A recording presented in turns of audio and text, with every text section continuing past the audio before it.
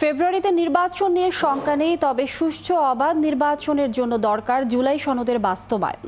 এমনটাই বললেন জামায়াতের নায়েবে আমির সৈয়দ আব্দুল্লাহ মোহাম্মদ তাহের। মঙ্গলবার যুক্তরাষ্ট্র থেকে ফিরে বিমানবন্দরে এ কথা বলেন তিনি। এদিকে জামায়াতের আমির ডাক্তার শফিকুর রহমানের সাথে সাক্ষাৎ করেছেন জাতিসংঘের আবাসিক প্রতিনিধি গোয়েন লুইস। সামনে নির্বাচনে সহায়তা দিতে প্রস্তুত জাতিসংঘ। বিস্তারিত মোহাইমিনুল খান অপুর প্রতিবেদনে। জাতিসংঘের সাধারণ অধিবেশনে প্রধান উপদেষ্টার সফর সঙ্গীর মধ্যে ছিলেন জামায়াতের নায়েবে আমির সৈয়দ আব্দুল্লাহ মোহাম্মদ তাহের। 2 সপ্তাহ পর দেশে ফিরলেন তিনি। বিমানবন্দরে তাকে বরণ করে নেন দলের নেতাকর্মীরা। এ সময় উপস্থিত গণমাধ্যম কর্মীদের সাথে কথা বলেন তিনি। জানান, নির্বাচন নিয়ে কোনো শঙ্কা নেই। ফেব্রুয়ারি নির্বাচন নিয়ে কোনো শঙ্কা দেখি না, কিন্তু ফেব্রুয়ারি নির্বাচন আগেই কতিপয় বিষয়ে আমাদের সমাধান হওয়া অত্যন্ত জরুরি। এই জন্য ফেব্রুয়ারিতে নির্বাচন হতে হবে।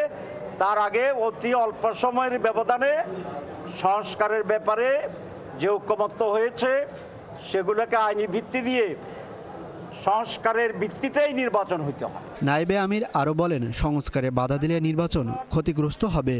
যারা সংস্কার বাস্তবায়নে বাধা দিচ্ছেন অথবা সংস্কার বাস্তবায়ন করতে গিয়ে সরকারের পক্ষ থেকে যে ডিলে করা হচ্ছে, কোনো কারণে নির্বাচন যদি ক্ষতিগ্রস্ত হয় তাদেরকে জাতির কাছে এই দায়িত্ব নিয়ে জবাবদিহি করতে হবে। এদিকে জাতিসংঘের আবাসিক প্রতিনিধি গোয়েন লুইস জামায়াত আমিরের সাথে সাক্ষাৎ করেন। এ সময় ঘণ্টাব্যাপী তারা বৈঠক করেন। পরে এই বৈঠক নিয়ে সাংবাদিকদের ব্রিফ করেন জামায়াতের সেক্রেটারি জেনারেল মিয়া গোলাম পরোয়ার। 2026-এর ফেব্রুয়ারিতে সম্ভাব্য জাতীয় নির্বাচন সুষ্ঠু নিরপেক্ষভাবে যেন হতে পারে সে ব্যাপারে ওনারা সহযোগিতা করবেন। এ ব্যাপারে জামাত ইসলামীর ভূমিকা, দেশের গণতন্ত্র এবং আগামী দিনে একটা সুন্দর বাংলাদেশ এবং নতুন একটা রাষ্ট্র কাঠামো গঠনে যে রিফর্ম প্রক্রিয়ার মধ্য দিয়ে যে দেশ যাচ্ছে, আগামীকালকে ন্যাশনাল কনসেনসাস কমিশনের একটা বৈঠকে একটা সমস্যার নিষ্পত্তির দিকে যাবে বলে আমরা সকলেই আশাবাদী এবং হোপফুল। এছাড়া বাংলাদেশের শিক্ষা, স্বাস্থ্য ও মানবিক সংকট সমাধানে দুই পক্ষের মধ্যে গুরুত্বপূর্ণ আলোচনা হয় বলে জানান জামায়াতের সেক্রেটারি জেনারেল।